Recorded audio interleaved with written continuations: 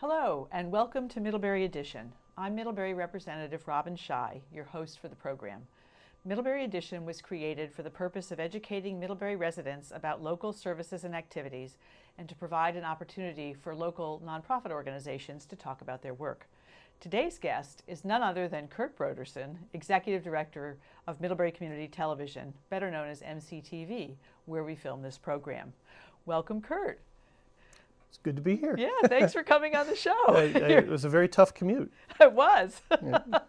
You spend all this time here and then people don't interview you. Right, so. It's been a while since I've been in front of the camera. Usually we're behind the camera filming things. Yeah. Well, it's nice to get you in front so people know who you Right. are, which is great. So tell us a little bit about yourself, how you ended up here, Mm-hmm. how long you've been doing this, your Sure. background a bit. I've been here, I think this is starting my 10th year. I became director 4 years ago, but when I was first hired, I was hired as the technology coordinator, which was a joint position between Ilsley Library and MCTV. For those who don't know, we're in the top floor of the library right now. And the two organizations had seen sort of an overlap of missions and a merging of missions. And so my position was created to take advantage of that. Before that, I was a teacher for a long time. I taught middle school, high school, taught college for a few years. Wow. And I was sort of self-taught in the video world and had become interested in technology and video specifically, but sort of media technology broadly.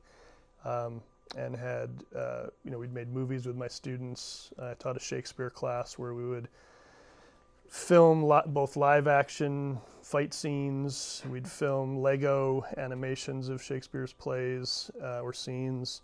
And so I'd gotten into video quite a bit, and that sort of made my transition here pretty easy. Yeah, the kids must have had fun in your classes. It was, I really enjoyed it. It was a lot of fun. A couple of my students had the video that they did was the first video on a PBS website, Shakespeare in American Life, which had a lot of photos of various student projects, but they had the first video on, which was pretty cool, a long time ago. Yeah. Can you still access that? I haven't seen it in years. I would imagine it's still out there somewhere, but it's been a while. Wow. So you were teaching school in Addison County, or I taught at Mount Abe for the longest time. I was in Castleton when I graduated from Middlebury College in '89. Okay. And I was gone for a few years. I came back to Vermont. My family had moved to southern Vermont. I grew up in New Jersey. But at this point, I've been in Vermont much longer than I was in New Jersey. Yeah. So I was away from Middlebury for a few years, but then came back, taught at Mount Abe, met my wife there. She grew up in Middlebury. Okay. And we got married 15 years ago? No? You'll find out when you get home. We have a 14-year-old son. 17 years ago we got married. I have 2 kids in the local schools, and my wife's great.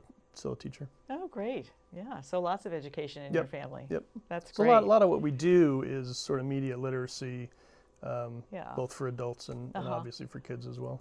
And when people talk about media literacy and digital literacy, and how do you define those words? What do you mean by that? Well, I think broadly media literacy is being able to sort of access whatever the media document might be, whether it's being able to read a newspaper, being able to watch the news, watch a video, and sort of understand it and take a step back a bit and know what's going into it. So is there a bias involved? Is it advertising? Is someone trying to sell you a product? And then what I work with sort of after that is sort of on the production side. How do you then create that now that you know what goes into it? Yeah. How can you tell your story, here predominantly with video, what goes into it, what kinds of filming would you want to do, whether it's shots you want to create, or is this an animated story that I work with kids on, or is this a talk show you just want to have a conversation with people, those kind of things. Yeah. Oh, that's great. That's great. So you've been, was Dick Thodall the original He wasn't the first director. He was, I think, the first paid staff member. Okay. He was the second director. Nelda, I forget Nelda's last name. She was the first director, and I think she was a volunteer at the beginning. Okay. She stopped in sort of early in my tenure here, and we have a picture somewhere of the three of us. So there's just been three directors in the, I think 1989 was the year that MCTV started, I think. We moved to the library in the early 90s, and there were a number of other volunteers in the early days, but just three directors so far. And Dick retired again when? I think this is my fourth year as director. Okay. He stayed on, and I was assistant director for a year, which made for a really nice transition. Sure. And I'd been here long enough to know, what the sort of mission of MCTV was. I knew a lot of the people involved. I've been in Middlebury a long time now. A lot of it's knowing the community and responding to what does the community need in terms of a TV station? What stories can we help people tell? What services can we provide that the community needs? Yeah. So let's talk about that. Let's talk a little bit about what MCTV is about and how it's different from regular television programming. Sure. Well, we're a public access television station. There's a common acronym called PEG, Public, Educational, and Governmental, which are the three strands of our mission.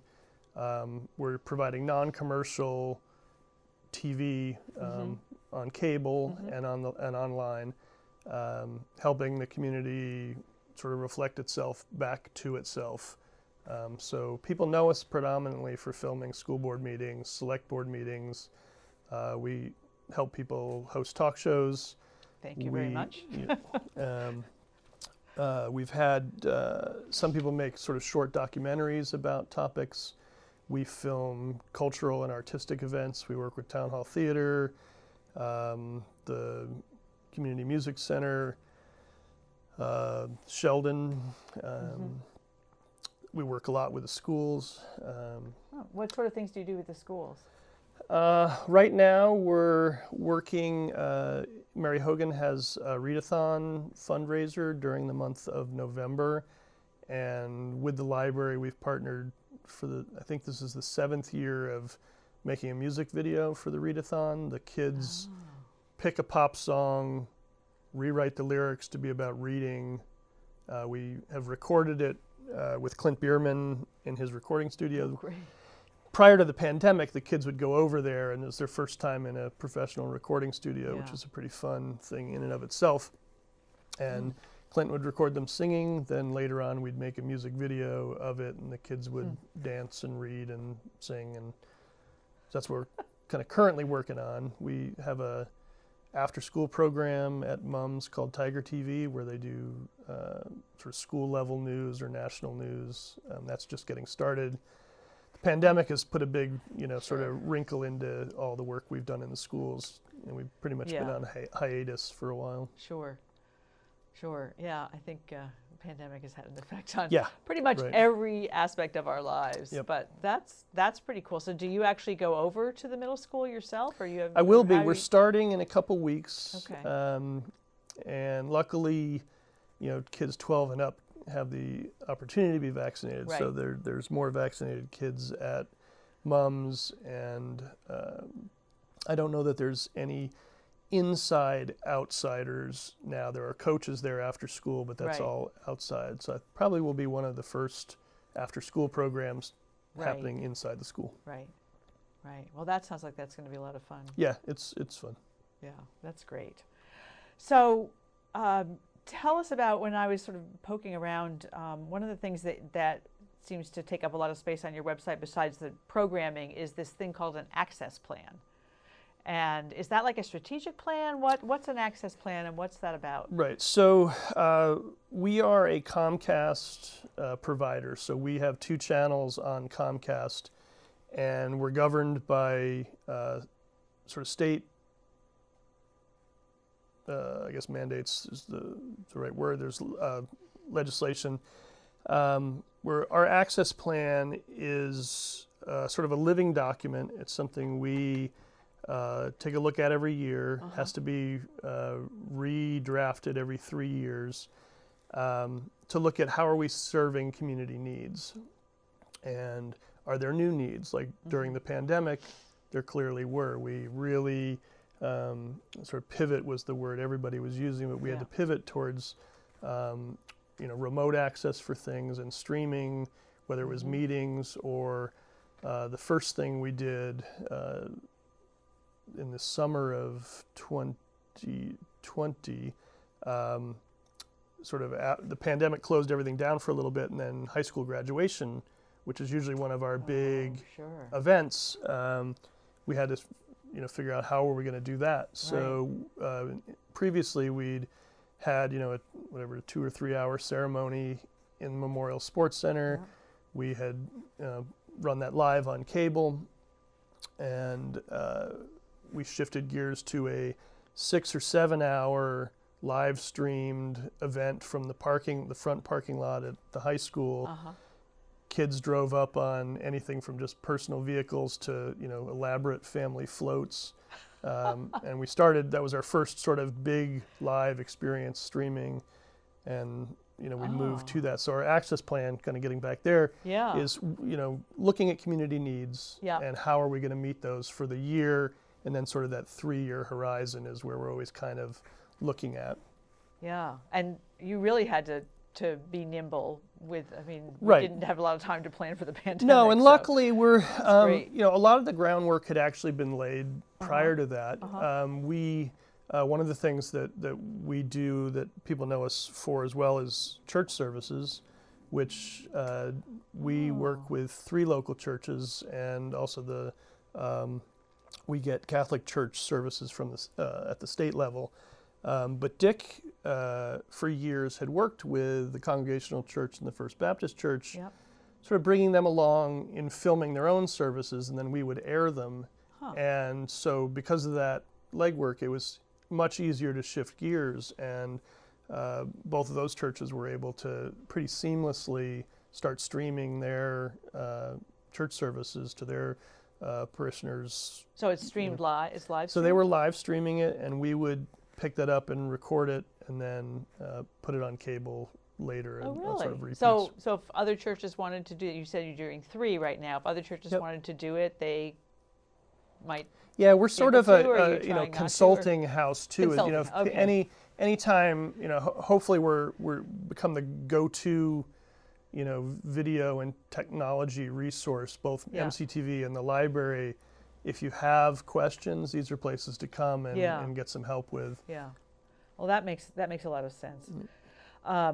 So you mentioned Comcast. Does Comcast help fund this? How do you get your funding? Well, our funding is entirely through cable subscribers. So if you are a Comcast customer, you get our channels 1071 and 1091. We have a public and governmental channel and an educational channel covering the PEG sort of responsibilities.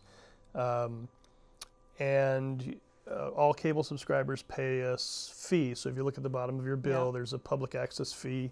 And all that funding gets routed through Comcast and to us. So it appears to be coming from Comcast, but it's from subscribers. Okay. Oh, that's good. Yeah, and then we have some additional funding. Our collaboration with the library funds a lot of the media literacy programs we run through the library and in the schools. Yep. We have an annual contribution from the town for covering select board meetings. Yeah. We have free rent in the top floor of the library. So. Oh, good. So you've managed to put it all together. Right. So speaking of the library, you've had a partnership with the library for a pretty long time. Yep. And so talk to me a little bit more about that partnership and how that works. Well, like I said earlier, my position was sort of the first tangible dollars behind it part of the collaboration. But for years before I came on board, MCTV has been in the library for since 1991, I think. And we've done things from making our programming available on DVD that you could check out during a period when that was the only way people could get it. There are videotapes that were created here Yeah. that were available on library shelves. I don't think they're there anymore because it'd be pretty hard to find a video player. VHS things. But we share a space on the second floor called the Digital Media Lab, where we help. That room has three primary uses: digitizing older material, so people will come with family movies, slideshows, music that they want to bring into a digital form. There's a place that they can edit audio and video and create something new digitally. And then one of the big uses recently has been for Zoom meetings and Skyping in a sort of more private and professional setting. We've had people had to make court appearances remotely, and the room is a soundproofed room. It has a dedicated camera, has extra lights, and a good audio system and good internet connection. So those are kind of things. Then we photos too. People can you can bring in whether it's prints, slides, negatives. We've got now an 8mm film scanner.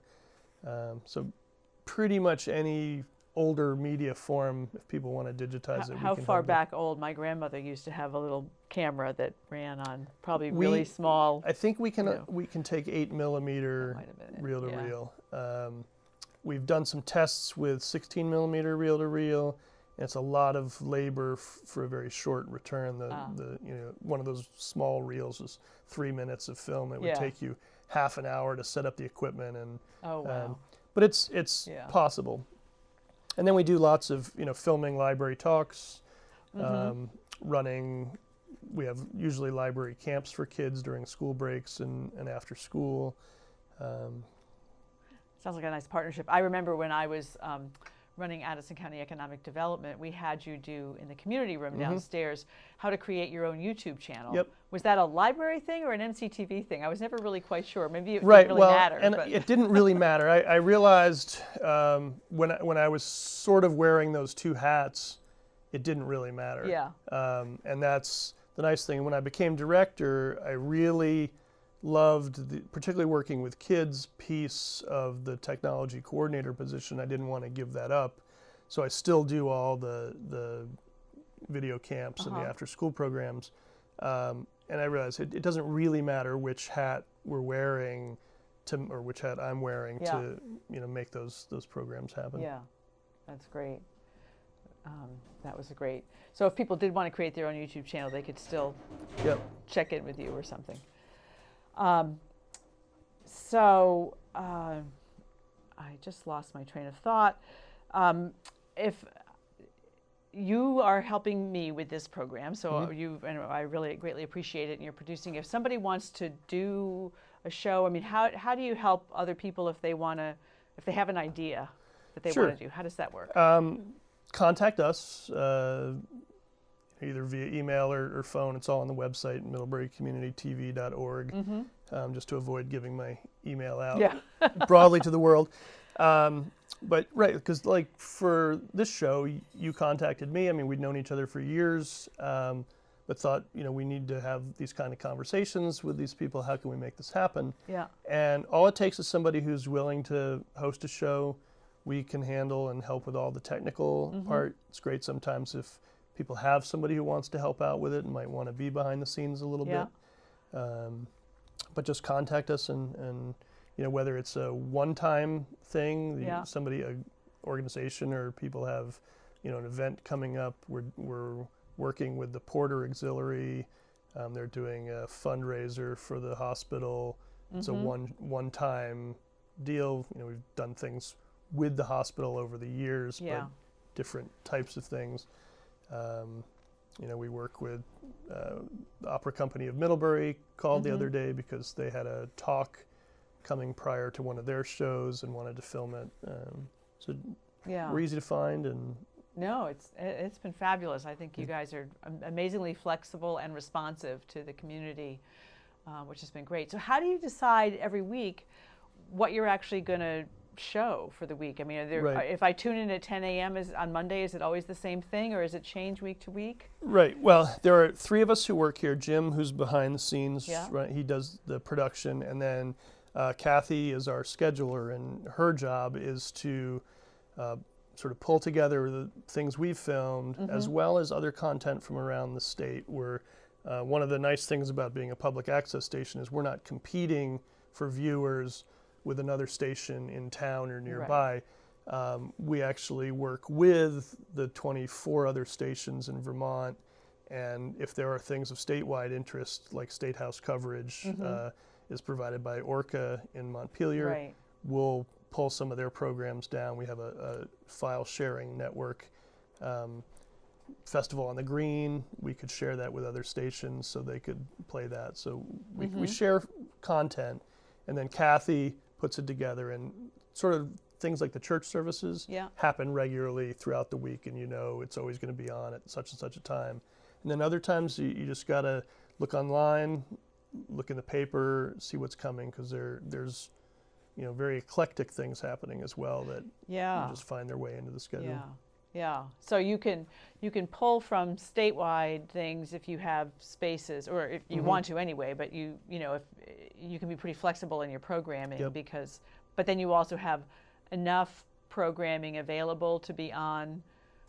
We're running 24/7 You are on running 2 channels. Oh my gosh. Yep. So which a lot is, of Festival on the Green. Oh, yeah. If So we you need, just if we read. need, You don't. You show things more than once in general, don't you? Yeah, and we try to provide. Usually it will only air on one channel because they do have their own sort of focus, the channels. But any new show generally runs 3 times a week, and then things will pop up. Particularly things like Festival on the Green that are good whenever. Right. Right. Those are throughout the week. And if somebody has missed the 3 times a week and you're not going to be running it down like the festival, can they go to your website and find a link, and then it's on YouTube? Yeah, or all it's of on our somewhere? all of our content it's hosted on YouTube, which is Okay. sort of the behind the scenes piece of it. Yeah. But people just go to our channel or our website, middleburycommunitytv.org, and all of our content's there. Okay. Now you talked about the 2 channels, the PE and the G, or the PG and the E. Right, or whatever, I forget what it is too. It's public and governmental are air one. on one channel on 1071. Okay. And then 1091 is educational and sort of broadly educational. how do you decide? Library programs. Some clearly fall in one camp or the other. Others are a little more nebulous. Like, what's school board? That's sort of government. School but board it's is education. It shows up in- Anything created by the schools, for the schools, Okay. about the schools would fall under educational. Okay. And then sort of broadly, arts and culture fit in that category as well. Okay. So select board meetings would be on public and governmental. Yep. Anything you pull from the State House Yep. would be that. Festival on the Green would be. That could be in either. It's Either probably going to be on 1091 as The arts and education. culture. Do you have more programming on one than the other, or do you just kind of shift around to make sure? It I don't works? know how it sort of like obviously there's the same amount of content because it's 24/7 Right. on both. I don't know which one each year I look at the statistics of what how many hours of content we've produced. Yeah. Off the top of my head, I couldn't Yeah. tell you. And you can tell the number of viewers also, or can Not you on the tell? TV side of it. Okay. People are familiar with Nielsen, which has been in the news a little bit recently because of some problems with accounting for who's watching what on Nielsen. Cable TV doesn't get that, and we're way too small to even register there. On YouTube, we do get good data on what people are watching. So Okay. that we've been on YouTube since all of our content since 2016. Oh, okay. So we have a few years worth Yeah. of sort of data to Yeah. look through. So you get likes and stuff like that, like Yep. you do on YouTube. Likes, comments, not a lot, Yeah. not a lot of comments. Okay. Hopefully we get a lot of likes. Right. Because in some ways our board has discussed in the past, where is the place for commentary on the content, and we don't monitor the comments on YouTube, so we're not involved in dialogue because we don't really look at it as our programs. It's this is your program that we help you produce, and we think the newspaper, Front Porch Forum, those are the better places to discuss some of the content that we're helping to point out to the public, but we don't really look to have the discussion happen on YouTube because you can imagine what that can become. Yes. Yeah. But you'll accept fan mail. Yes, fan mail is good. Yeah. Right. Yeah. We have a post office box. Great. Send it in. Real letters, isn't that Yep. a concept? Yeah, we have them on our bulletin board. Oh, do you? Yeah, Oh, everything. good. I'll When I take a get little cards, I post them on the bulletin board. That's great. Send your cards and letters to Right. MCTV. P.O. Box 785. So how do you see MCTV evolving going forward? What do you you're talking about 1 year, 3 years. It's hard to go out more than 3 years, I think, Right. these days. What do you envision? Well, I think the biggest thing on the horizon is being able to broadcast in HD. Oh, that's right. all On my of- screen, you're Right. All of our content now is produced in HD, but we're still limited by the technology of essentially the cables from here to Comcast. That's all sort of 1980s technology, and we broadcast in SD. So if you're watching us online, it's really sharp, high definition.